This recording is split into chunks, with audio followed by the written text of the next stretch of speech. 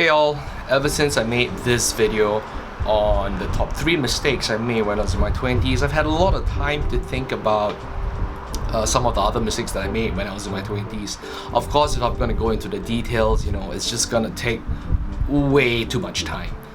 But I think it's important to at least highlight another 3 more mistakes that I did when I was in my 20s, and I thought I'd just share with all of you. And I promise this will be the final 3.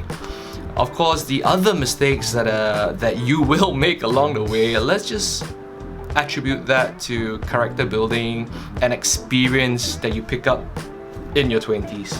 And just to be very sure, I actually wrote it down in my phone about these 3 other mistakes that I would like to share with all of you. So let's start. One of those things that was always on my mind was shortcuts. And one of those shortcuts will be about making money. So basically, articles like trading courses that you see back in the day, there was no YouTube. Everything was on the newspaper, everything was advertised. You have like random people telling you that, oh hey, earn passive income. I used to be an experienced trader, now I'm retired earning passive income from my technical trading and blah blah blah. And then most of the time, and as they do now, everything is offered free up front, and then thereafter they would charge you a fee if you want to have a little bit more information. Just like I'm pretty sure some of these ads they served you before you watch my videos. You would see some jokers on the internet telling you, okay, hi, my name is so and so, and I can promise you a steady stream of income. Please don't even be a victim of such scams. There are really no shortcuts. There are, don't believe in all these so-called trading courses that you see online. It's 99% of the time it's a scam, or I would say, as it is right now, it's probably 100% of the time. And that's the thing. I actually signed up for those courses. There was this one guy I signed up with. He was a retired floor trader, earning passive income. Yep, I signed up for the course. I think I paid like 2,000 or something. I made long story short, decided to just write it off as bad experience. So I just like to share with everyone that it doesn't work. Just work hard. Be passionate. Look for something that you really like to do, and just work your ass off. Okay. And then obviously this is a little bit related to number 1, the first mistake that I highlighted, and that was obviously thinking that I also attended another course which was doing technical trading using candlesticks. Anyway, went for the course, bought the books, read, and then I decided I was an expert. So I decided to gamble big time on the stock market. Needless to say, I went completely busto. I lost so much money.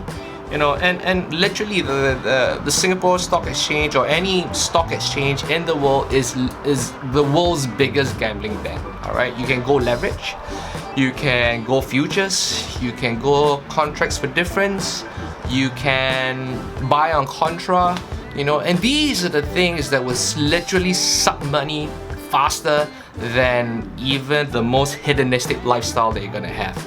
So please be very careful. You could buy blue chips, learn to invest, buy some blue chips, earn some dividends. But even then, I don't encourage that as well. But I'm now actually a lot more conservative. And yeah, just don't go for the quick gains. So number 2 mistake is actually quite related to the first mistake actually. And for number 3, don't be a job hopper. I say this is because I started work actually quite early for a Singaporean guy. I started work when I was like 22, and then within the first year I jumped 3 jobs. So at 23 I thought I could put down my resume saying that, hey, I did this and I did that. The subsequent interviews that I went for, my would-be or employer actually said to me that it's kind of pointless bragging about you doing this job because you barely have any experience doing that job. so I can't really take it into consideration. So I mean, at that point in time, I was a little bit annoyed that they didn't consider that to be experience. But over the years, I kind of realized, because subsequently I joined Canon. It's a camera company. I was in a company for 4-5 years, and subsequently after that I joined the banks for another 3 more years. And I realized the importance of being in Canon for that 4-5 years. It was very formative years. I made a lot of friends, but more importantly, I picked up a lot of my basic skill set from there. I realized that the only way that you can truly learn and thrive in a job is if you give it enough time. So job hopping doesn't actually allow you to form any meaningful relationships that you can actually bring along with you when you join another organization. So, and of course, every organization is different. You have to learn how to adapt.